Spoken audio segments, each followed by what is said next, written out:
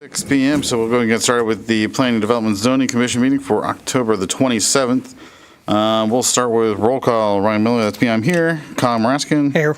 Marianne Atkinson. Here. Kenneth Haynes. Here. Christy Kennard. Here. Dolores Martin.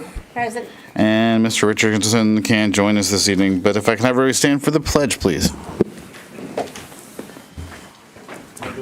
To the flag of the United States of America and to the republic for which it stands, one nation, under God, indivisible, with liberty and justice for all. Honor the Texas flag. I pledge allegiance to thee, Texas, one state, under God, one indivisible. Okay, thank you very much. We have no public comment card. No, okay. We have one public comment card tonight, so I'll open the floor for that. Good evening, PD&Z, Dan Davis, 6818 Powell Lane. I don't usually often get to come and speak in front of you guys, but I try to make a point whenever there's an item of importance on the agenda. And as you guys know, there is a PUD agreement for us to consider, for you guys to consider on the agenda tonight. While PD&Z is a recommending body to City Council, sometimes we agree, sometimes we disagree. It's important that we collaborate and that we hear your feedback on items important like this PUD. Staff is going to carry all the specifics to you guys and speak through those, so I'm not going to steal their thunder. But this is the first time for many of us that we get to establish a PUD from the bottom up. And as you look through it, you'll see there's probably lots of things that you guys like. There's some things that you guys might want to see changed. And as you take a look through it, this is a very important item, and I just wanted to be here tonight to say that I greatly look forward to hearing the feedback that you have. Council is in negotiations with the potential developer regarding a 380 agreement, which is an incentive that they are asking for, a property tax and sales tax rebate back to them. And we are in negotiations with them at this point in time regarding that. So this PUD and that 380 agreement at the council level are very much going to go hand in hand. So if there's things that you guys want to see, we use a 380 agreement as an incentive for getting that as a concession within the PUD. So I look forward to hearing your feedback. I appreciate your consideration on this matter. I do have a little over a minute and a half, so I'll also speak to another item on the agenda, which is a developer for an emergency room. They are asking to escrow funds for a road and a sidewalk. One of the things that we've been discussing at the council level is the cost to build a road and sidewalk today is a lot cheaper than what it's going to be 3 years, 5 years, 7 years in the future. As you consider that agreement, we've been discussing ways to account for the cost of inflation or just the general increase in construction costs in the future. So possibly consider a step approach as it relates to the escrowing of funds. Set a timeline for that every year the road's not built, additional money is contributed to this escrow fund.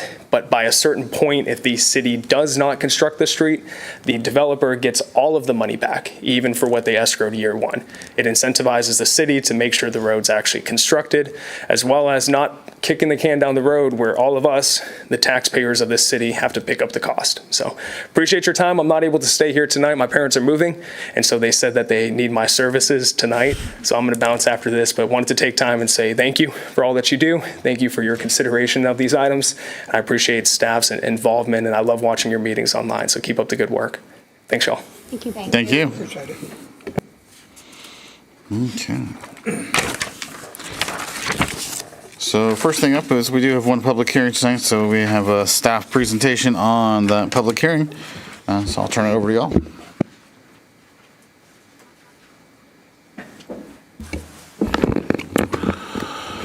Good evening, Commissioners. This public hearing item pertains to establishing a PUD, which is a planned unit development designation for an approximate 47.3 acres of land proposed for annexation. So this property is currently in the ETJ. The applicant is proposing or requesting the city to bring the property into the city limits, and our zoning ordinance allows city council to consider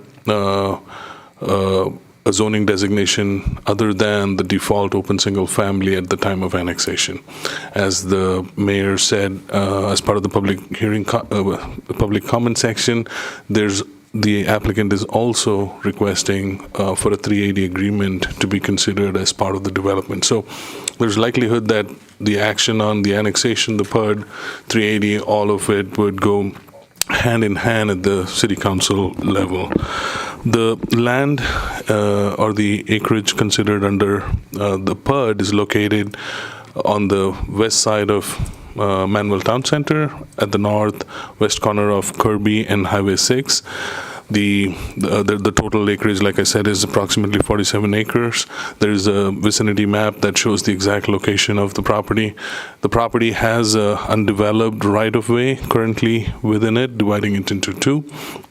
And the applicant is proposing to use the property to develop it as a unified retail commercial center.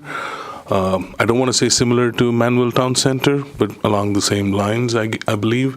We haven't seen like the detailed site plans and stuff, and it's very normal that at this stage you won't know a whole lot of details in terms of the businesses that would be part of the proposed development.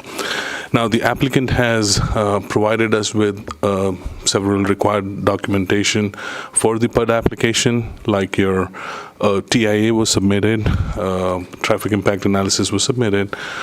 We have a PUD document that is provided. It's included in your packet. And what the PUD documents provide is a general design and development guideline, as well as specific requirements that would be followed for this proposed development. Now, as part of that, the whole intent for the PUD is to use the regulations and requirements that we have as part of our code of ordinances and kind of build off of it to suit the specific development that they're considering. So in the PUD documents, there are several items which are included that are in line with our light commercial district, which is the base zoning. There are certain requirements and regulations and guidelines which deviate from it slightly, and some which deviate significantly. The applicant has also used the Manvel Town Center PUD, which is already established, as one of their references to make some requests. And your report includes, from a land use standpoint, the report includes the list of land use that is being proposed. The PUD document also includes it. One of the comments that we have for the applicant, and we've provided last week our comments on the PUD document to the applicant for their consideration and review. One of the comments in terms of land use was like the fact that the applicant is including mix of use, like residential commercial mix within the same building is one of the allowed or permitted uses. There are some other uses included in the list of allowed uses which are usually permitted within the city with a specific use permit approval. So there are those land uses included in the permitted category, and our comment or our input to the applicant was that some sort of locational criteria be considered for that, or take another look at the requested permitted use. In addition to that, there are several requirements included which deviate slightly from the what we have as part of our LC district, and the PUD is intended to have that. The whole process of PUD is to kind of negotiate or to kind of see how some of our requirements can be changed, built upon to achieve the development that the applicant is requiring. However, balancing it to make sure that it is in line with what the city's comprehensive master plan goals are and what the city in general has plans for that property. In the staff report under staff recommendation, what we've indicated is like a list of items that we had noted for the applicant to take another look and review as part of the PUD document. In the report, we've also listed the criteria that is provided in the PUD manual that's adopted by the city. And we've included our notes for each of the criteria. Just for everybody's benefit, the criteria include that the proposal is unique in, number one, proposal is unique in design to warrant the use of a PUD.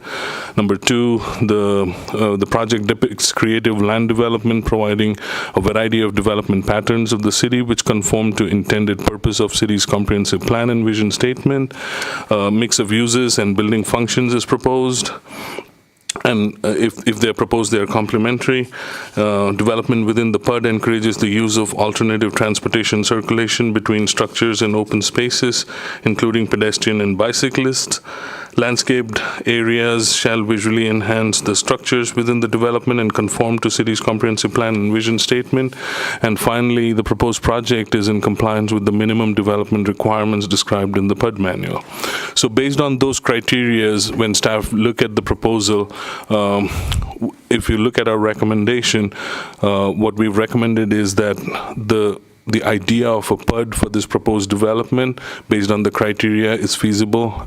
It would be ideal to have a PUD for this proposed development if the property is annexed. However, we've included a list of items which, when we review the PUD document, needs to be worked on or changed or brought to a level where staff can comfortably recommend approval. We've had a general review of the TIA, and we've also provided some notes on that to make sure that the TIA and the information on the PUD, they go hand in hand. We do not see any significant issues on the TIA that was provided. And the applicant is here.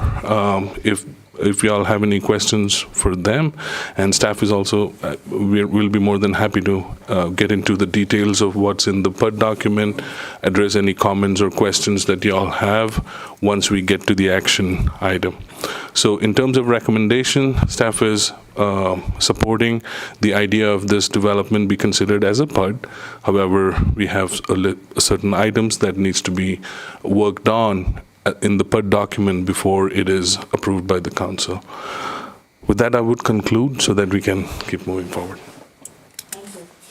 Thank you. Okay, then we'll start with the public hearing and we'll get to the action item just a little bit later. So I'll start with that. So the public hearing is to hear input from the public regarding ordinance of the city of Manvel, Texas to establish planned unit development zoning district and adopting a PUD document providing for zoning and development related provisions and requirements in accordance with section 77 through 79A of the city of Manvel zoning ordinance for an approximate 47.3156 acres of land proposed for annexation into the city of Manvel city limits and subsequent development as a retail center located in the northeast corner of State Highway 6 and Kirby Drive intersection, containing a 34.2791 acre tract and a 11.3999 acre tract separated by a 40-foot wide unimproved right-of-way situated in HT&B Railroad Company Survey Section 71, abstract number 291, Brazoria County, Texas, and a 1.6366 acre tract being a portion of Lot 29 of Immigration Land Company subdivision of Iowa Colony, HT&B Railroad Company Survey number 71, abstract 291, Brazoria County, Texas, providing for the amendment of the city's official zoning map, providing penalty in an amount not to exceed $2,000 for each day of violation of any provision hereof. Okay, we'll open the floor for public comments at 6:14. Second call for public comments. And final call for public comments. Okay. We will close our public hearing at 6:15. Okay. Up next is going to be our consent agenda, which consists of just one item this evening, approving the meeting minutes to date. If I can get a motion. Second. All those in favor? And motion passes unanimously, 6-0. Okay. Up first on the regular agenda is going to be consideration of possible action to approve and forward with recommendation of City Council a request for a 1-year extension for a specific use permit issued as ordinance 2024-041. Who would like to give us the details? This is a one-year extension request for a specific use permit issued for property with about 6.9 acre of land located along the southern side of Old Massey Ranch Road, abutting the Briscoe Canal to the east. In 2020, the subject site was rezoned to hard code manufactured home district with a specific use permit for to allow religious organizations use. Per zoning ordinance, a specific use permit expires 1 year after its date of issuance of if construction or use authorized thereunder is not substantially underway prior to the expiration of said 1 year period. So that a specific use permit expired because the property owner experienced financial difficulties. In 2024, the applicant indicated that the owner was in the better financial position, and they applied for same specific use permit, which approved with 5 conditions. And now, since the property owner has not yet begun construction and established the authorized use on the property, the applicant is requesting a 1 year extension to ordinance number 2024-0-41. Staff recommends approval of a 1 year extension of this ordinance. Okay. Who has questions about this? Any questions? No? Any motions on? Maybe a funny joke? Yeah, I move that we accept the 1 year extension. Okay. Do I have a second? Second. All those in favor then? And all opposed? Motion passes 5-1.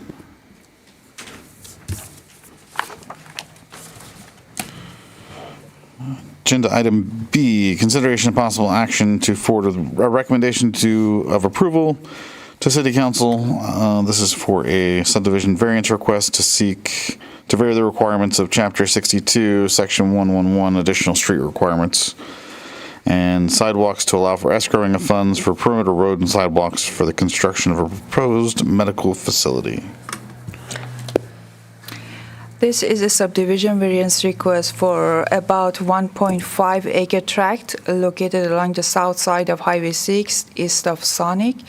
The site was previously rezoned to light commercial with a specific use permit in 2024 for ambulatory healthcare services, which is a future ER, Manvel ER. The associated pump detention plan was approved in 2025. A plat for the subject site was submitted, and as part of the plat review process, staff provided the applicant the applicable street and sidewalk construction requirements under the subdivision ordinance. In combination, subdivision ordinance requires construction of half of all abutting perimeter roads and sidewalks with concrete curb and gutter per the design criteria manual. There is a 40-foot wide unimproved right-of-way along the southern boundary of the subject site, would therefore require improvement. To address this, the applicant requests to escrow funds for future roadway and sidewalk construction, allowing the plat to proceed while ensuring compliance at the later time. Applicant has noted that practical constraints and site conditions make immediate roadway construction along the southern boundary challenging. Issues include drainage, detention, and connectivity limitations. Staff reviewed the requested variance and found the unimproved right-of-way lacks direct access from Highway 6 and Highway 288, and Borzoria Drainage District ditch runs through the middle of the right-of-way, creating practical limits to roadway constructions. A strict enforcement of the ordinance would require immediate full roadway and sidewalk construction. A screwing fund satisfied the ordinance's intent while deferring construction until future connectivity is feasible. granting the variance with escrowed fund. Escrowed fund is not expected to negatively impact surrounding properties or public welfare. Northern properties currently access from Highway 6 directly, and southern properties remain undeveloped and under single ownership, and also abuts Highway 6. Staff recommends approval of the requested variance subject to the conditions outlined in the datasheet. Okay, thank you very much. So this is back behind the property? Yes. How far, because I remember having a big discussion about this with the drainage, right? Yes. We had that whole discussion about giving them the approval to do the pump system because it's just not feasible back there to do the traditional. So from what I'm understanding what you're saying is there's additional problems with developing a road back there. So when this was, sorry if I, so when the whole SUP was being considered, this particular right-of-way was not in the picture. Okay. This was identified further down during the planting phase. That's when it came up, and the applicant has contacted the city. We looked into it, looked at multiple ways of approaching it.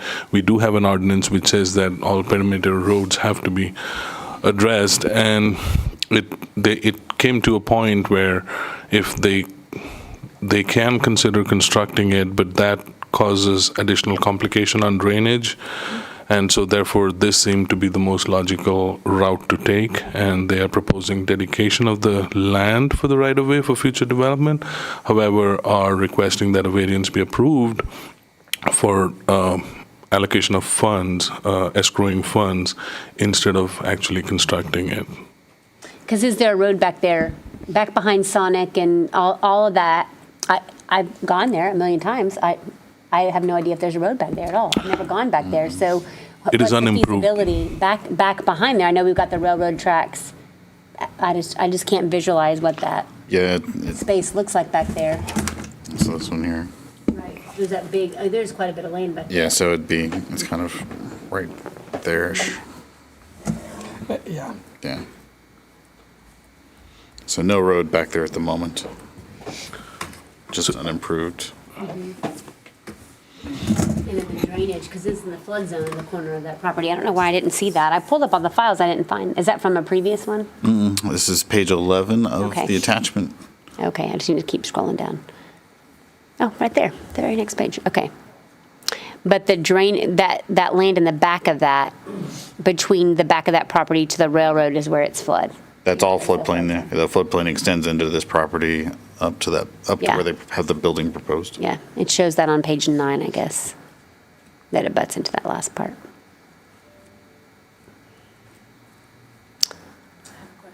Yes, ma'am, please.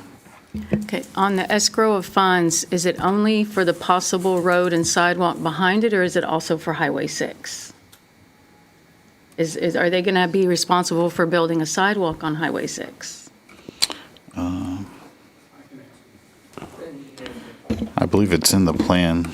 I just wanted to make sure, because I see the right-of-way on Highway 6. So from our understanding, the sidewalk is included in their plans along Highway 6. However, the calculation and the escrow would be for just the rear right away.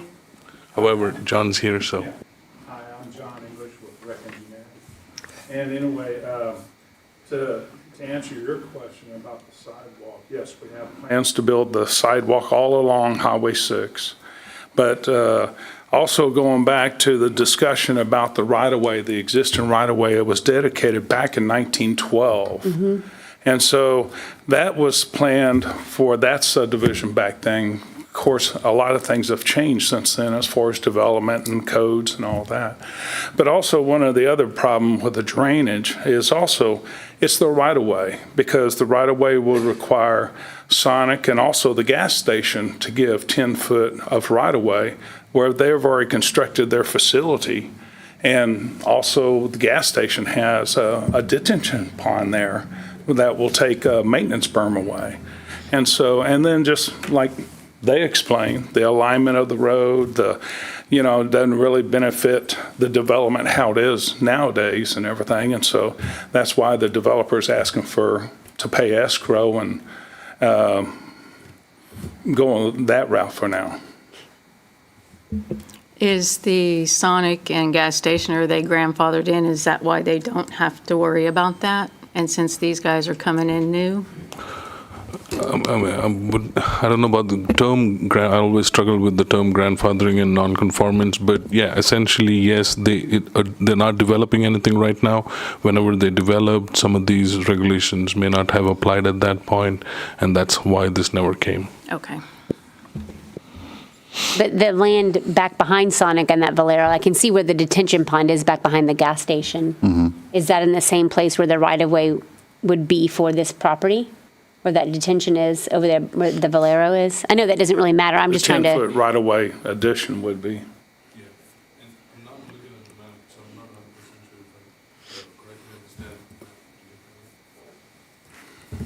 You can't hear. Your mic is off. There you go. It looks like it would be. We're talking about close to the Sonic, correct? Yeah, back behind that Sonic, and then really where the gas station is, you can see their retention pond right there between the gas station and the public storage. You can see where the public storage has their retention, and then the Valero has their retention back there. So you're just wanting to do the escrow in the event that the city does decide to put a road back there.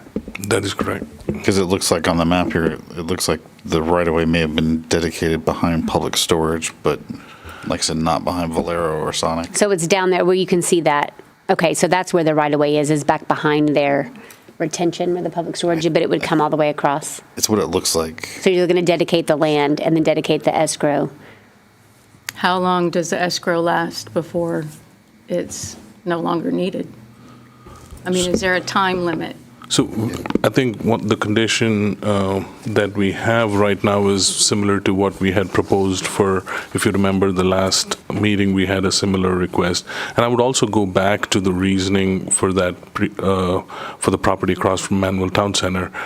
Right-of-ways, there are existing right-of-ways, and from staff's perspective, from a planning perspective, until we have a full picture about whether this right-of-way, in terms of development future, so if you ask the question of will this ever be needed as a right-of-way, we cannot say until we see the full picture in terms of development. So our recommendation is always to have a way to consider the connection or the street if we can.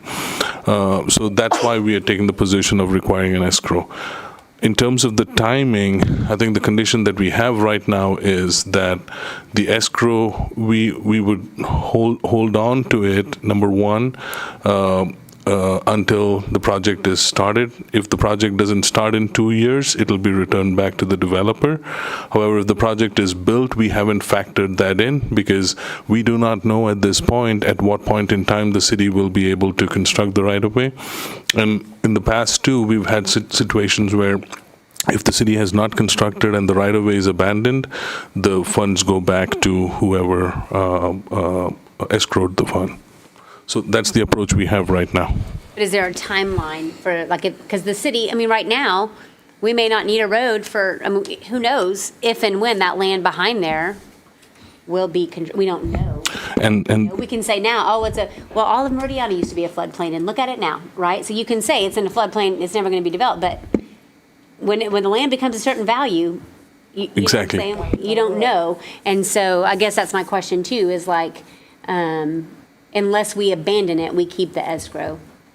that is the position staff is taking right now.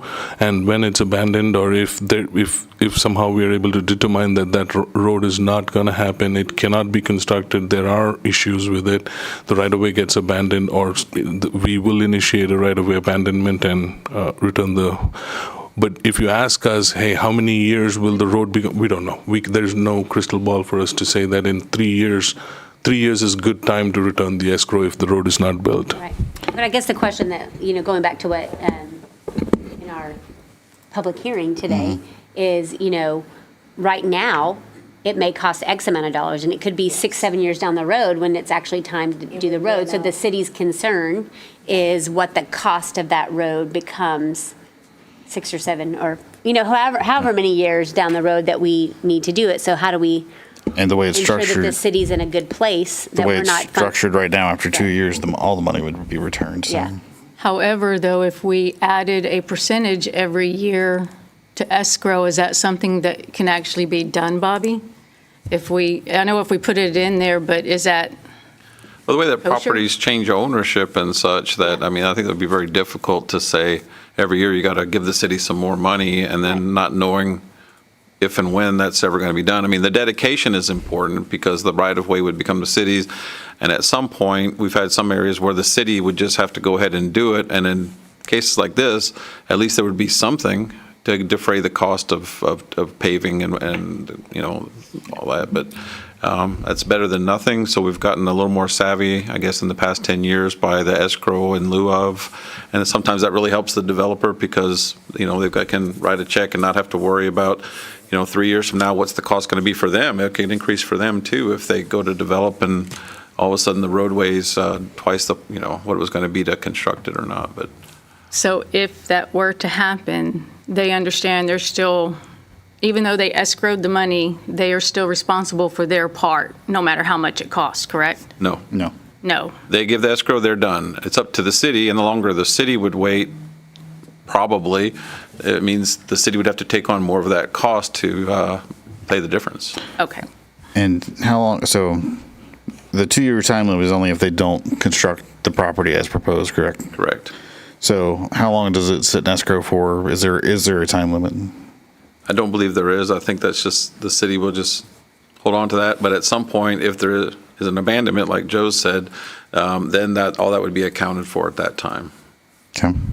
But if they build, the city keeps the money unless we abandon it, in reserves essentially to build the road. Correct. We're assuming at some point, we If we need it. may need that road. And that, at some point, if we don't and it's abandoned, then that would be accounted for at that time. We just don't know how long We that would don't be. know. It could be 10 years, could be 20 years. We don't know. Right. But you can't tell a company, hey, in 10 years, the cost, because we don't know. Correct. So we Their don't go escrow back is and just ask what for it more. is. But, well, you can't do that, right? Right. Because they could have two different owners by then. I Correct. understand. At least we'd have something if we got the escrow. And the right-of-way is also important because I think with Pearland, it says having to worry about if they have to go back and get additional right-of-way that they didn't get at the time, now they have to pay for it or condemn it, which is the price of just the real estate alone is a lot. So if we actually get the right-of-way dedication, the additional 10 feet or whatever it might be, so we'd have at least the roadway to do it if we had to. Yeah. If somebody decides to develop back behind there, we can't put ourselves in a position where we can't. And one more question. Do you factor in the escrow by today's standards, or is there a scale that you would do for the 2 year, like the 2 years? I think there's an estimate in your packet. I think it's based on, if I'm not mistaken, Joe's, there's. Yes, and that's, the estimate is provided by the applicant, and our condition that we've included is that that estimate be reviewed and approved by our city engineer. So we're not necessarily agreeing to the amount, we're just agreeing that there would be an agreement between our engineer and our Correct. engineer. So everything is pointless if we all say that this variance is not approved, or you don't want to recommend and the city council decides to vote it down. So once it is approved, then the condition is that the estimate that's been provided would be reviewed and approved by the city engineer before the amount is escrowed. Because we're not experts at that. I'm sorry, I see it now. I wasn't on that page. Yeah. Sorry about that. What other questions do you all have?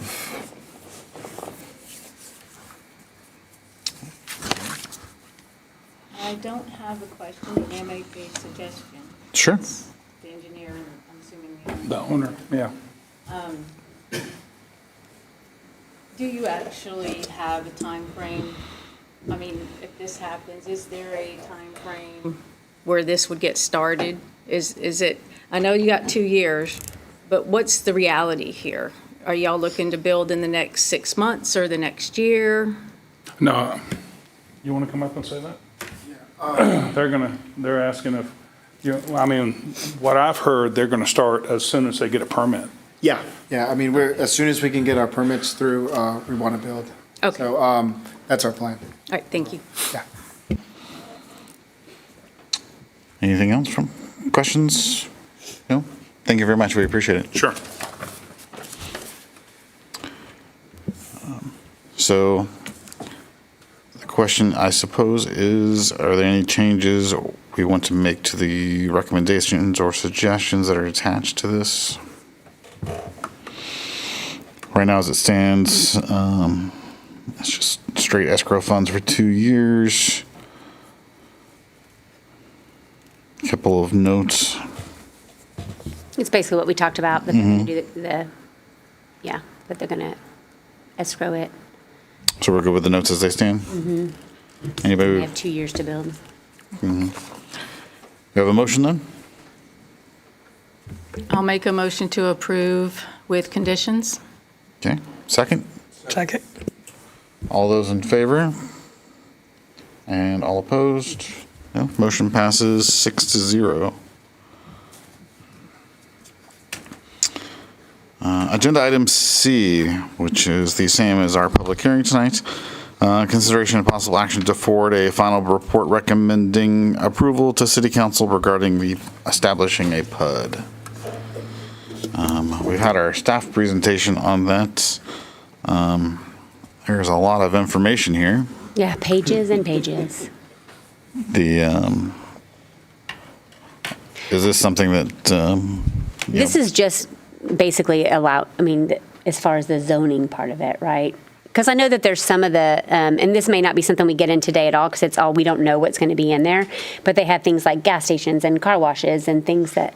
yeah, they're all just Those are just like, automatically allowed. right. Yeah. There is a bunch listed in it, but my question is, because you made the comment that they're kind of following the town center. So does that mean we're going to get 2 McDonald's within the same place, Well, I think if you look at it on there, it has like certain things like home improvement. But I'm just thinking like they can say gas station all they want, but we have an ordinance that doesn't necessarily allow for another gas station, right? And we have things like that. Just because they put that on there as like these are possibilities, that doesn't mean that we're approving those types of businesses. Right. You are, actually. Okay. So the PUD document is the document that governs the development of that particular property. So if the PUD document says a gas station is permitted by right, and if it gets approved as is, a gas station can be placed anywhere within that property.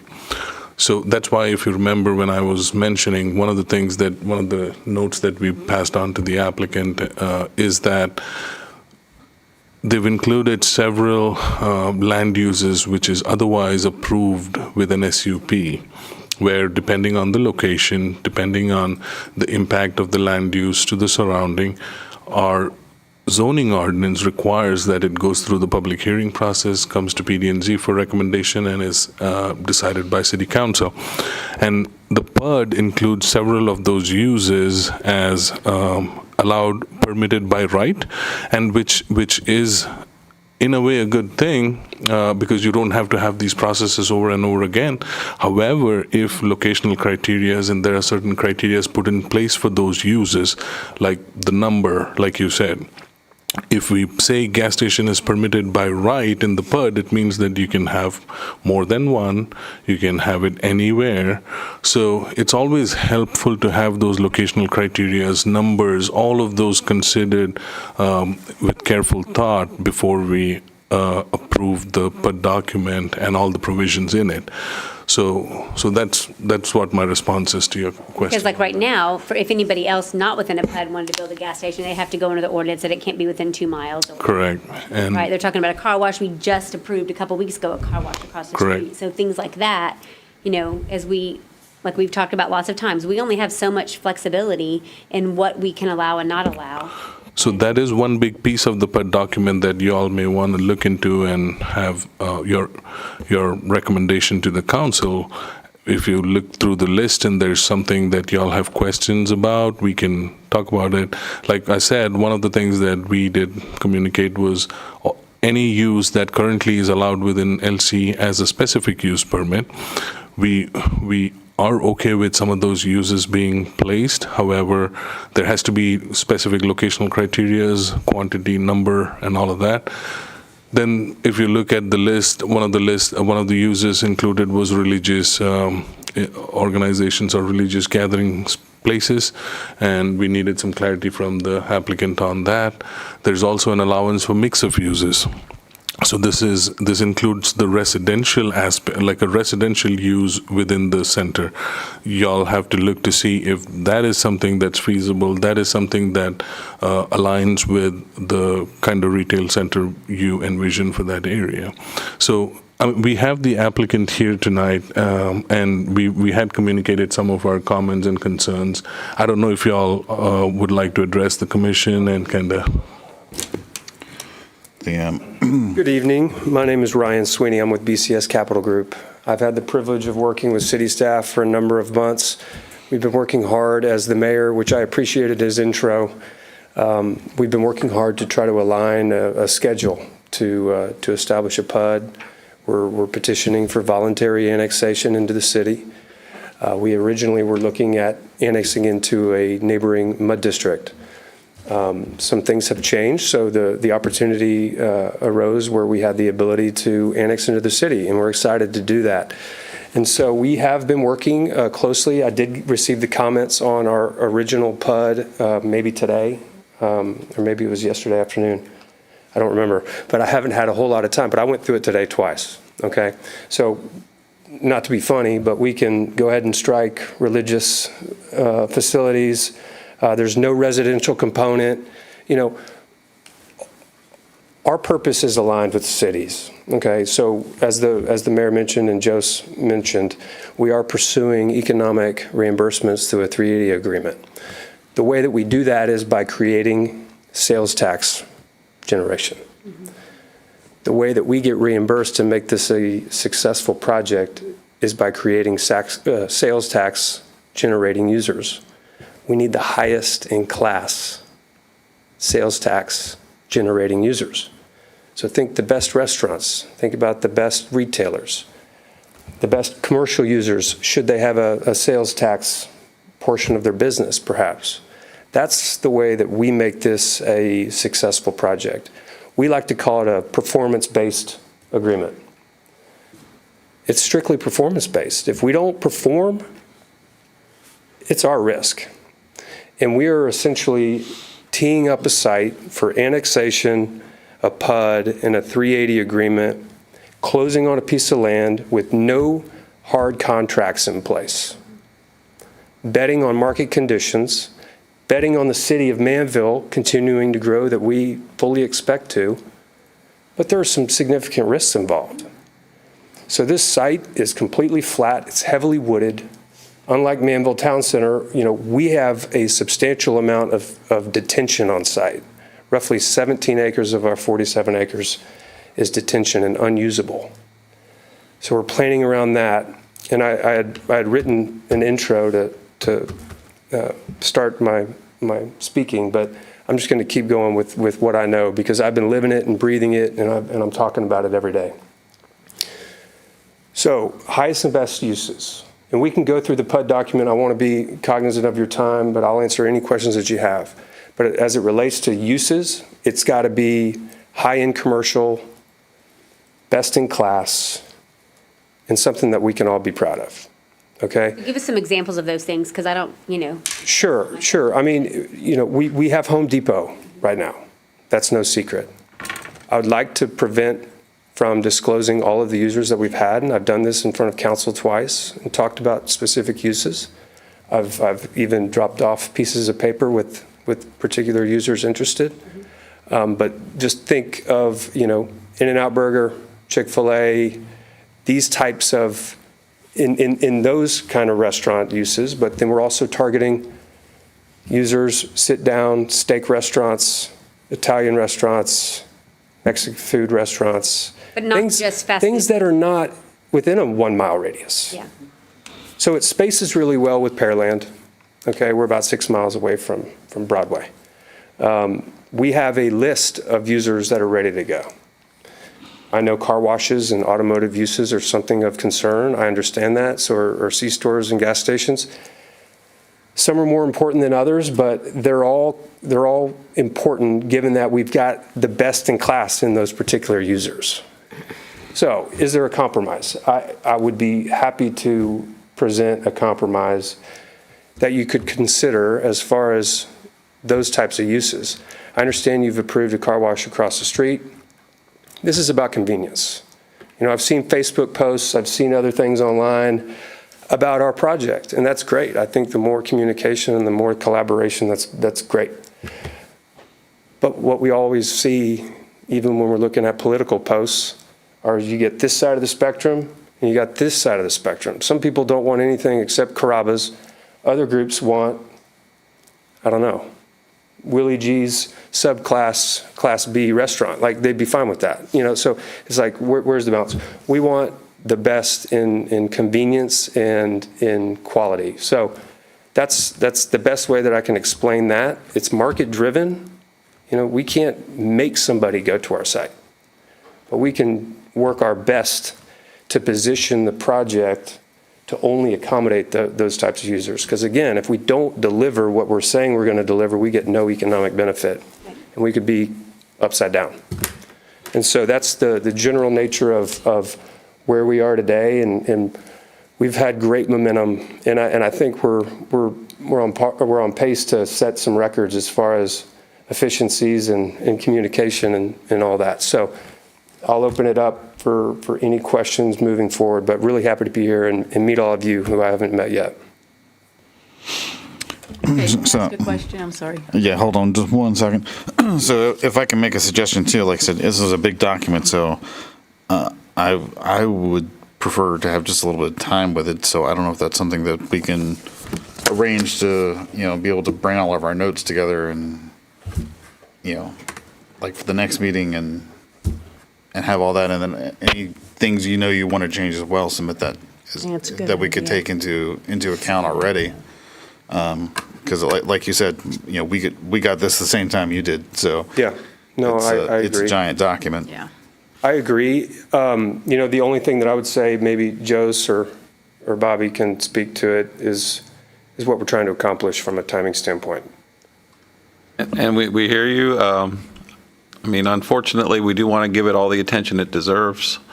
And as, you know, the board chair is saying, you know, it's a little bit more time to really go through some of this. Like I said, we've done our record review. I think we got it, less than 2 weeks ago. I've reviewed it, Jose's reviewed it. We've got it, Ellie, I'm sure, too. I think the mayor, and now we've got it to the board level. This is, you know, going about as fast as we can, but we also want to make sure we have the quality product for the citizens. So Sure. I hope you can appreciate that. We know the timeline, and hopefully we can, you know, maybe make up some time somewhere. But you know, I'd really like to have the board, because they're going to council's going to count on their recommendation pretty heavily. Is there a way to possibly go through it now, together, slow or as fast as you'd like? I don't think so. Yeah, I mean, I don't think that's a No. highly feasible thing to do, No, haste This makes evening. waste. I totally mean- understand. I'm just trying to because find. we'll have questions for staff, and there'll be some back and forth as well. So, you know, I have no desire to drag it out any longer than needs to be, but No, but we do need But- time to do it Yeah. correctly. yeah, we do have a job that we're supposed to do, so I'd like to give it the attention that it deserves, both, you know, for you and for the community, so. Commissioner? I don't think we can go through it all the way tonight. Mr. Chairman, I'd just provide a little bit of color, I guess, background. So what they're trying to do, and I'm not advocating one way or the other, but just sort of their timeline is by the end of the year, they're trying to close on the property, trying to annex it into the city. When it comes into the city, I mean, we could annex it like normal, but then it would come in as open single-family residential, you know, minimum 1 acre lots, which isn't what they want or what we want. So we all think it's smarter to go ahead and come in at one time, come in with the PUD. There are some things that, like the mayor mentioned earlier, that they're looking for in order to make the development work, i.e. the 380 agreement. So there's 3 different things that are working. So it's a pretty accelerated timeline. And so I think we have, 2 more meetings for PD&Z this year after tonight, and two more meetings for council after this coming Monday night. So there's a little bit of slide in there that we can. We just have to all, you know, I guess, kind of keep our foot on the gas, right? If we want to, do our part, I guess, to help them out. Joe, is that fair to say?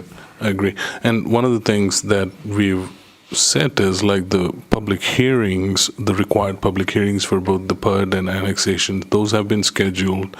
At the next city council, we'll have a public hearing for the item with the city council.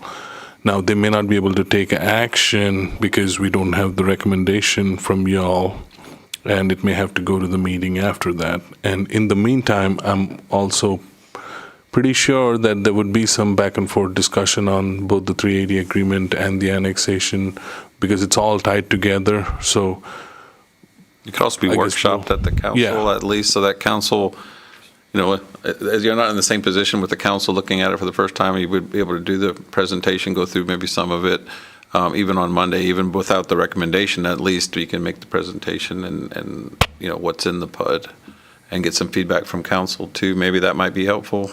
Get a little jump on that. Kind of work concurrently. We certainly don't want to slow things down. I mean, I know that you're trying to do the very best for our city, and this is, all of the things that you want to bring here are things that the people want, in our city. It's just. We just need to be careful. Yeah, I think our biggest thing is, and I've said this a million times. I say this all the time, and I feel like I'm a broken record. I tell this to all of our people: is that we don't get a lot of opportunities sometimes to control what comes into the city. No. We don't get a lot of things because if it's zoned commercial, it can be whatever it wants to be, and we can have yet another McDonald's or yet another dentist office, and we want to control what we can. But at the same time, we don't want that to. We also understand, from the business standpoint, y'all got business to do. So it's just having that balance. Mm-hmm. Mr. Chairman, if I could offer what council does, throughout the week, if they're reviewing, some council members are more involved than others, and so they might just email me, for instance, their questions and concerns and whatnot, and y'all can do the same thing with Joe's throughout the week, and then that way, maybe 5 of y'all have very passionate things that you want Joe's to try and capture in our reviews, and then that way we're still kind of working on it between now and your next PD&Z meetings. Just a thought. Yeah, absolutely. Sounds like a good plan. I would just like to add that it's a great point that you make, but it also has another advantage for the applicant, like for future. The last thing we would want is get a PUD adopted, and then you start the project, and then for every other thing you have to come back to the council to amend it or fix it or change it. So it's always helpful to have a PUD which is robust right at the first time when it's adopted. There may be need to change things later on. If the bulk of it is addressed, it'll be a better start than getting something adopted in rush and then have to fix it later. It's a good segue, Joe's. Ian with EHRA, who drafted the PUD, is just going to comment on. Yeah, so I'm Ian Knox with EHRA. We've met before when I was with other groups many years ago. I did receive the comments from staff, and to be honest, I'm about 80% with all of the corrections and typology and organization, et cetera, that Jose and Ellie have had. When it comes to the substance, I think we will have it done by the end of the week, the updates that we've been given. If it helps, I can put together a summary of those changes that we're looking at, so you have something in front of you, not just the incomplete document or not fully updated document. And I don't like giving hard deadlines on myself, but I should be able to get it early this week too, Jose. And that way, at least you've got something in front of you that you can look at while I'm making the changes. That would be most helpful. Yeah, anything like that is very helpful. Okay, sure. Joe, is there any way that we can get that summary prior to, because usually we get this on a Friday, but as soon as they send it to you, can you send it to all the PD&Z members so we can review it via email? We can absolutely do that. That but keep in mind that we'll have to review it after. Send it to you directly. However, then we'll have to review and make sure that everything checks. And if there may be comments that'll send back, which would result in another draft. So I'd rather have multiple drafts so we can do due diligence Right. to them. Yeah, that's. And then we're respecting their time, but also respecting our ability to feel like we're making a good decision. That's a good plan. I agree. I wish I could just keep track of the calendar dates as well as y'all do. But no, we fully intend to continue to work with everybody's schedule and provide you with everything that you need. So We already have addressed about 80% of the comments that were made by the initial staff review. We've accepted a lot of them. As I mentioned at the very beginning, there's a lot of uses that are fine with taking out. Let's accommodate some of those, just take into account, what we talked about or what I talked to you about, and we'll go from there. Very good. Do y'all have any other questions for the applicant while they're here? No, but we do need to see it. Okay. Then Can I make a quick comment? So Yes. we can also send you, like, next meeting, before, like tomorrow, a version with specific markups that'll help you during the review. So Perfect. we can do that too. Very helpful. Then I'll make a motion to table this agenda item for the moment. I'll second. All those in favor? And motion carries unanimously to table. Excellent. Okay, agenda item D, Development Services Staff Updates.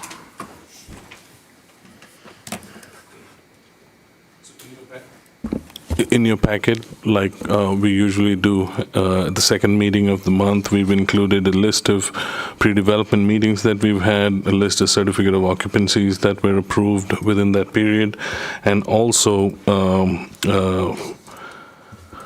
commercial constructions, ground-up constructions that initiated during that phase, and we've included those in the update. Like I always say, keep in mind the pre-development meetings are usually due diligence, and there's a good chance that some of those may not be a project. One of the items on the list that I would highlight is, like, we met with the group that has a facility, Hartman Carless. I don't know if I'm pronouncing it correctly. It's in one of our industrial uses. They did meet with staff to initiate the procedure for closing that facility down and clean up and all of that. So that was one of the meetings that we had, and some of the other meetings were follow-ups from previous meetings that we had. We did issue 3 certificate of occupancies, and most of them, or in fact all of them, are part of the Sedona or around at the edge of the city limits. And in terms of new construction, we have McDonald's at 10421 Bailey Road, and I believe it's part of the Sedona development. Other updates that I would like to give you, one is we did have the city council, the comprehensive master plan and major thoroughfare plan workshop scheduled for the November city council meeting, but it'll be pushed to the first meeting in December due to the project lead on our consulting group has had some unforeseen health issues, so it has to be moved. Then the other reminder, just like last meeting, October was proclaimed as National Planning Month. So as part of that, like I said last time, I would send some reading material for you that covers some general topics about planning, and staff is thinking about an initiative that we could start where we can have some of those, staff can pass on some information that'll keep you updated on either general planning aspects or specific things, planning-related things that City of Manvel has, like that you can use as flashcards maybe. So it's an initiative we are thinking about. If time permits, we would start as soon as we can, if not down the line. But just wanted y'all to keep thinking about planning and zoning and your role. And since we are in October still, as part of that, and we'll try to do our best to give us all the tools you need to have these engagements on applications, on procedures, on initiatives like our comprehensive master plan. Make sure that we are able to provide as much tools as we can for you all to do your best. Thank you very much, sir. Okay. Well, we have one more item on the agenda. Make a motion to adjourn. Second. All those in favor? Motion carries unanimously 6-0. Thank you, everybody, for taking the time for being here this evening and for all the input from staff and from applicants. It's very, very helpful. Y'all have a great